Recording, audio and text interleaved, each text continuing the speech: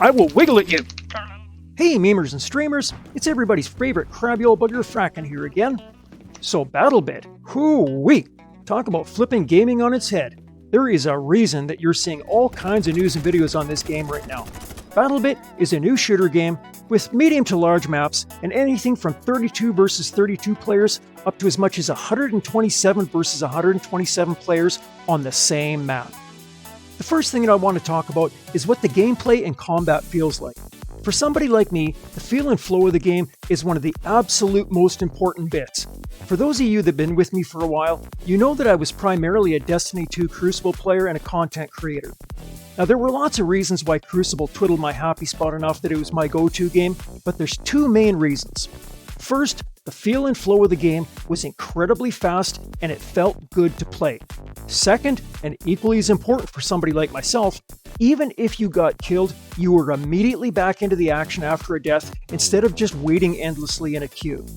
That means you aren't getting severely punished for being aggressive and trying to push hard. For somebody that's as old and crappy at games as I am, it's important that I'm able to do a lot of shooting so that I can build up and keep up a good feel for the combat in the game. Now I've tried games like Apex and even newer COD titles, but they bore me to tears. Apex especially. When I realized that you could spend 15 to 20 minutes running around and not even shoot your gun, I don't care for that. So I've been looking elsewhere, and I think BattleBit might be it. What I like about BattleBit so far is that yes, the maps are very large, and that does lean towards a high number of players, which is really the opposite of what I usually lean towards, but it's designed in such a way that it forces you towards the other team. And if you die, you can either wait to be revived, or you can immediately choose to respawn, and you can even choose where you respawn. That means you don't need to run 3 miles to find somebody else and spend 20 minutes dogging it. You can just spawn and get at her. No matter what kind of gameplay it is that you like, this game has something to offer you. Now there's 6 different classes. Squad leader and assaulter, similar with weapons that are good for pushing forward at close to medium ranges. They've got a medic, which is obviously a medic. You do medic things. Engineers deal with vehicles and repairs and all that kind of stuff. And finally there's a recon class that does long-range sniping and other Overwatch activities. One thing that will astound you about this game though is the hardware requirements.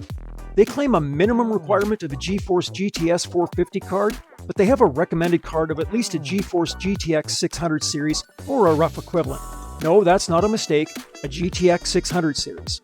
Now on my older system that has a 2060 laptop GPU, I can get my full frame rate cap of 144 frames a second most of the time, even when I'm recording.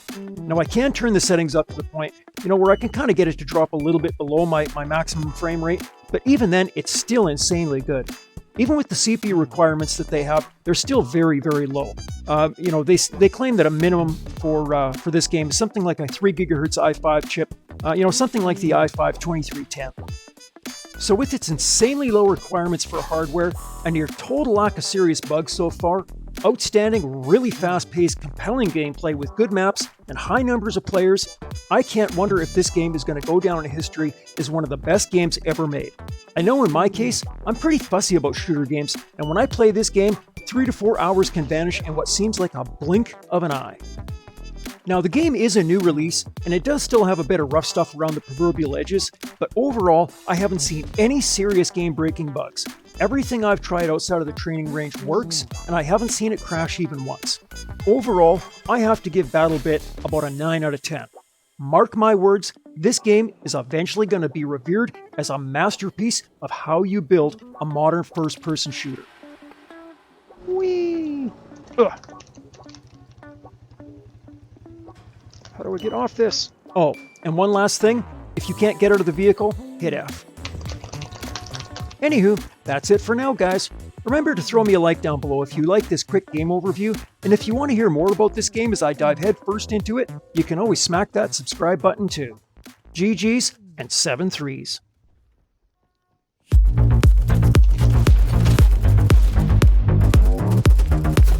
I'm great at this game.